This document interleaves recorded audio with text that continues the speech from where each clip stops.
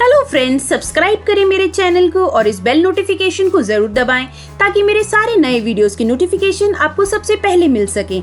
Hello and welcome to Arora's kitchen and lifestyle. आज हम बनाएंगे लेमन कोरिएंडर सूप जो कि बहुत ही न्यूट्रिशियस है, विटामिन सी से भरपूर है। तो अगर आपको सर्दी जुकाम हो या ज्यादा ठंड लगी हो तो ये सूप आपके लिए परफेक्ट है। बहुत ही हेल्दी और टेस्टी है, बच्चे और बड़े सभी इसे पी सकते हैं।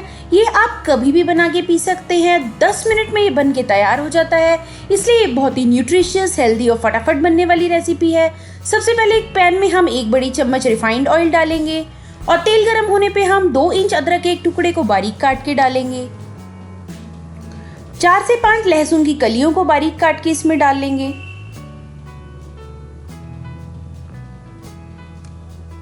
एक मीडियम साइज का प्याज बारीक काट के इसमें डाल लेंगे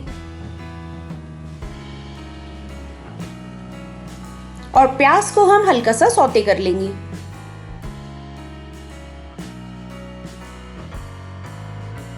अब इसमें 1/4 कप बारीक कटी फ्रेंच बीन्स, 1/4 बारीक कटी गाजर डाल के हम सौते कर लेंगे।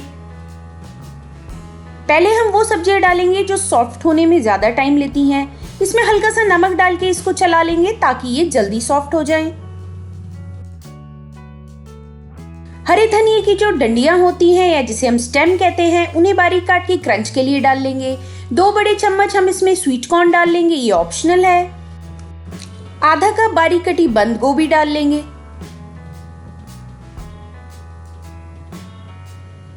और इसे अच्छे से चला लेंगे।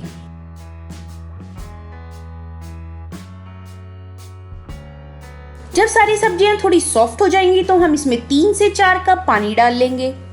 अगर आप इसे ज्यादा सूपी बनाना चाहें तो आप 5 कप पानी भी डाल सकते हैं, नहीं तो 3 से 4 कप पानी इसमें सफिशिएंट है। इसे अच्छे से चला लेंगे। इसमें हम ऐड करेंगे आधी छोटी चम्मच काली मिर्च का पाउडर।